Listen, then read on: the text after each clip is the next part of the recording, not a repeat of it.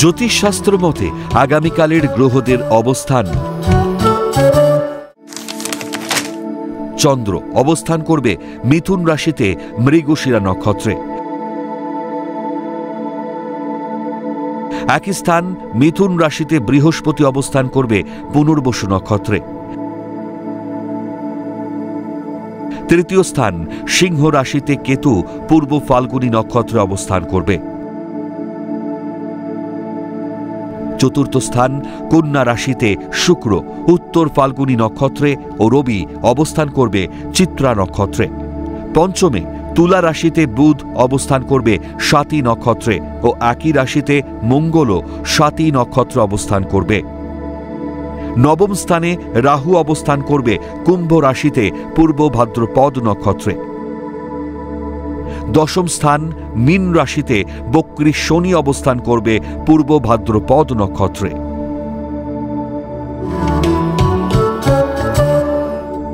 আগামীকাল জন্মগ্রহণ করলে রাশি মিথুন,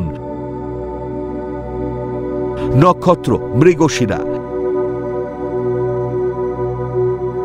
তিথি কৃষ্ণা ষষ্ঠী,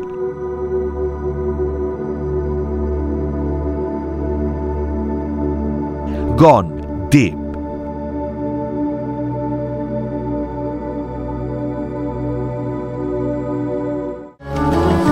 আগামীকালের রাশিফল: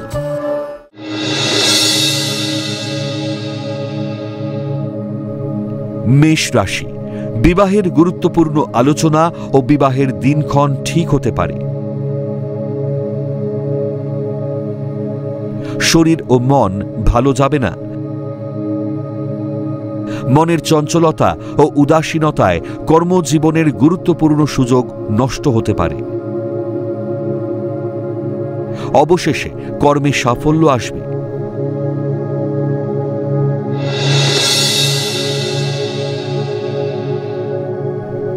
বৃষ রাশি, সম্পত্তি ক্রয় বিক্রয়ের ব্যবসায় অধিক লাভের সম্ভাবনা। পেটের গোলমাল দেখা দিতে পারে। কর্মক্ষেত্রে সুপরিকল্পিত চিন্তাভাবনায় পদোন্নতি ও আয় বৃদ্ধির যোগ। বিদেশ যাত্রার প্রচেষ্টা সফল হতে পারে।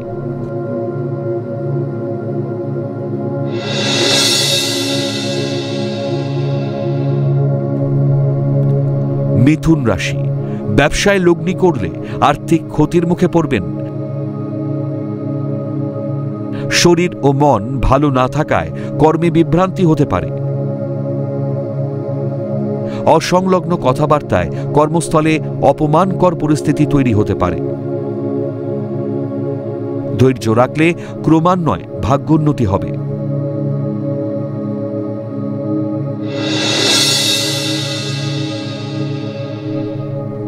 কর্কট রাশি, কর্মক্ষেত্রে গোপন শত্রুরা বিপদে ফেলার চেষ্টা করতে পারে। মায়ের শরীর খারাপে চিন্তা বাড়তে পারে। কর্মস্থলের সামান্য ভুল ত্রুটিতে পদোন্নতি ফের আটকে যেতে পারে। মাতৃ সম্পত্তির দখলদারিতে জ্ঞাতি বিরোধ হবে।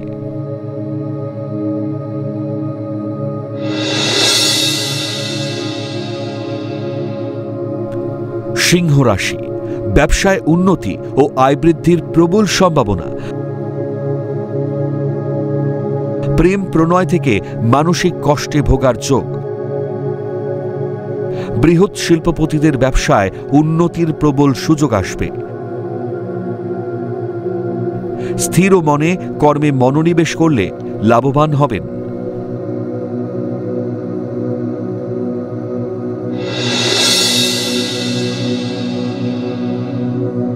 কন্যা রাশি, মাতুলালয় থেকে সম্পত্তি প্রাপ্তির সম্ভাবনা।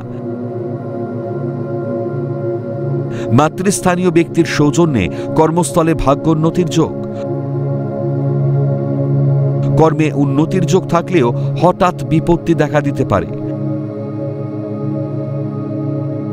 দাম্পত্য জীবনে ঝুট ঝামেলায় শান্তি ভঙ্গ হতে পারে।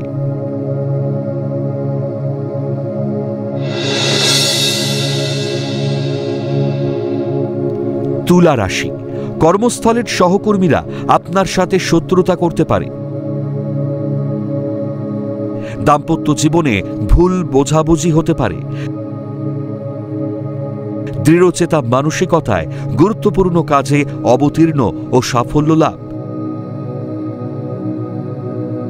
মনের অজান্তে গোপন প্রেমে জড়িয়ে পড়তে পারেন।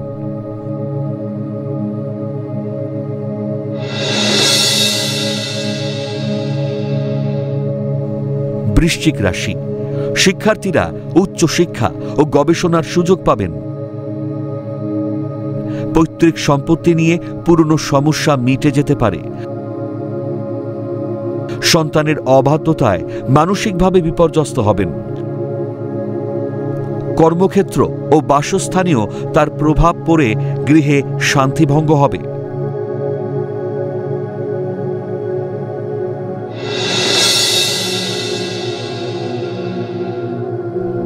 ধনুরাশি, কর্মস্থলে গোপন শত্রুতায় পদোন্নতি আটকে যেতে পারে। বিয়ের পাকা কথা হয়েও বিয়ে ভেঙে যেতে পারে।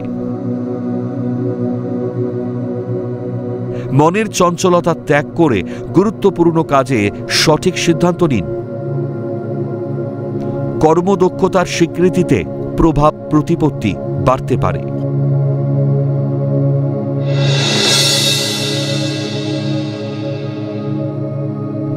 মকর রাশি, সন্তানের উচ্চশিক্ষা ও কর্মের সাফল্যে গর্ববোধ করবেন। প্রসাধনী দ্রব্যের ব্যবসায় অধিক লাভের সম্ভাবনা। দুগ্ধজাত দ্রব্যের ব্যবসায় অবাঞ্ছিত আয়ের সুযোগ পাবেন। অনৈতিক ও অবৈধ সম্পর্ক ভুল পথে চালিত করতে পারে।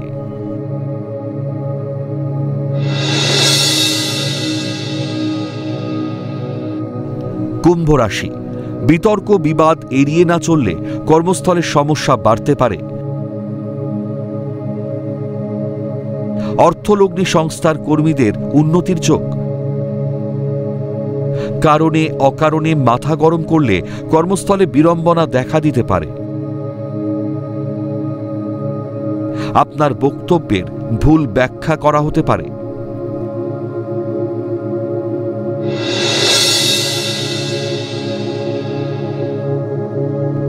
মীন রাশি, ব্যবসায় লগ্নি করলে ক্ষতি হবার আশঙ্কা। সামান্য ত্রুটিতে উচ্চশিক্ষা ও গবেষণায় বাধা আসতে পারে। সমাজের বুদ্ধিজীবী বা রাজনৈতিক ব্যক্তিদের সম্মান ও প্রতিপত্তি বৃদ্ধির যোগ। কর্মস্থলে বিতর্ক বিবাদ এড়িয়ে চলুন।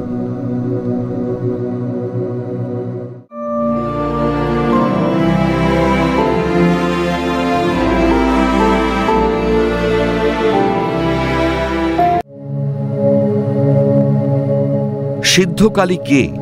কারা সিদ্ধকালীর উপাসক?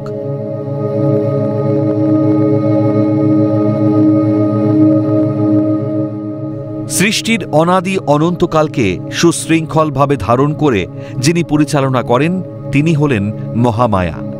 মহামায়ার ক্রোধী পরিবর্তিত রূপই হল কালী। মা কালী সৃষ্টি নিয়ে একাধিক পৌরাণিক কাহিনী প্রচলিত আছে।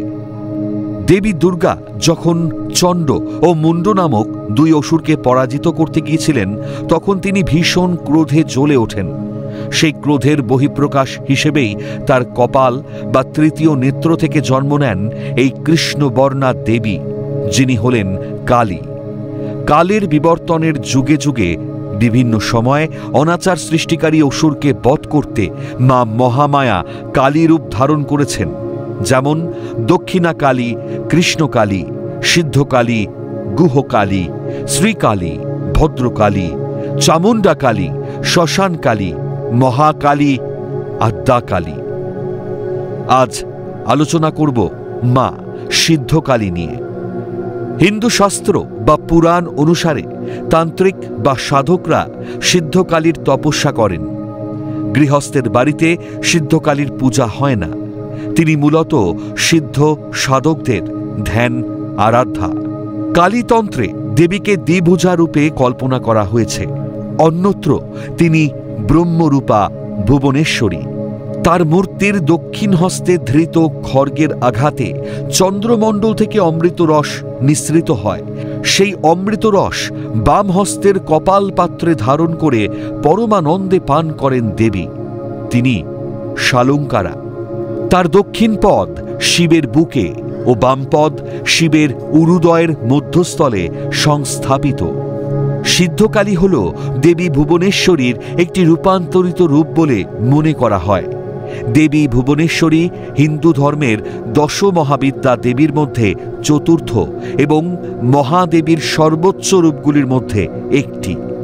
তিনি নিখিল ব্রহ্মাণ্ডের সৃষ্টিকর্তা ও চালিকা শক্তি হিসেবে পূজিত হন এবং দেবী ভাগবতে তাকে আদ্যাশক্তি নামে অভিহিত করা হয়েছে।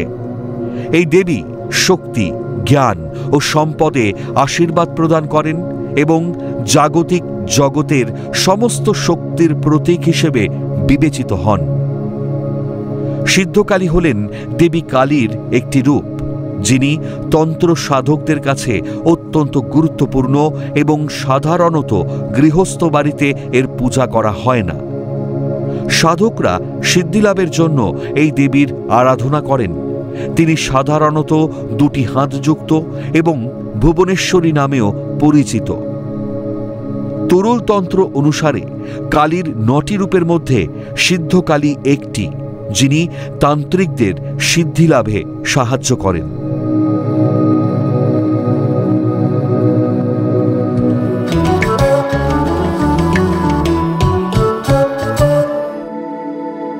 প্রথম লটারি বিজেতা মন্দিরা বোস।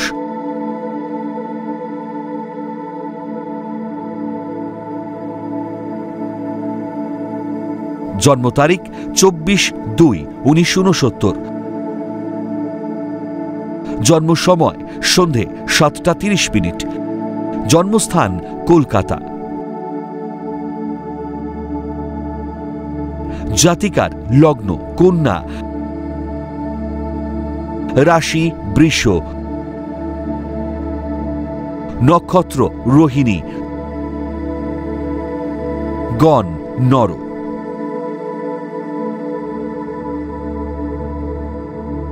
জাতকের লগ্নে বৃহস্পতি ও কেতু থাকায় উচ্চশিক্ষা ও ভালো পদে চাকরি করার যোগ। তৃতীয় স্থানে মঙ্গল সক্ষেত্রী হওয়ায় মানসিকভাবে খুব দৃঢ়চেতা ও ন্যায়পরায়ণ হবেন। পঞ্চমে বুধ থাকায় জাতিকা অসম্ভব বুদ্ধিমতী হবেন।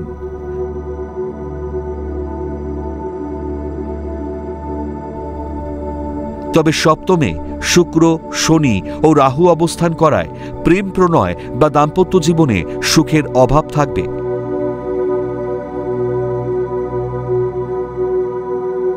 তাছাড়া মাঙ্গলিক দোষ থাকায় নিজের পছন্দে বিয়ে করে থাকলে বিবাহিত জীবনে নিঃসঙ্গতা আসবে।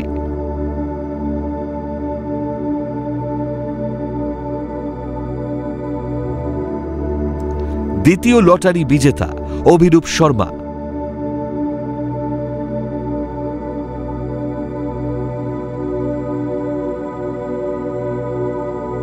জন্ম তারিখ 14/11/1983। জন্ম সময় বিকেল 4:04। জন্মস্থান কলকাতা। জাতকের লগ্ন মেষ, রাশি কুম্ভ, নক্ষত্র শতভিষা, গণ দেবারি।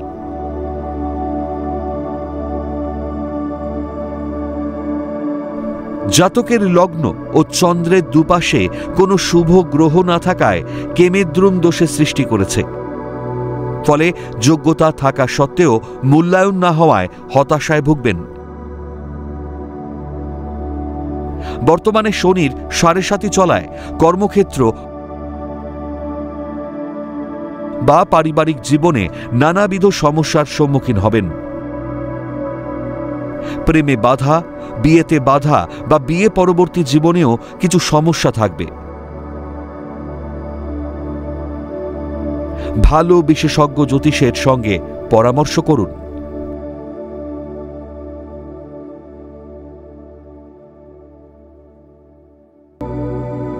আপনারা যারা ভাগ্য জানতে চান তারা নাম, ইংরেজি জন্ম তারিখ, জন্মবার, জন্ম সময় ও জন্মস্থান পাঠিয়ে দিন 9051112531 এই হোয়াটসঅ্যাপ নাম্বারে।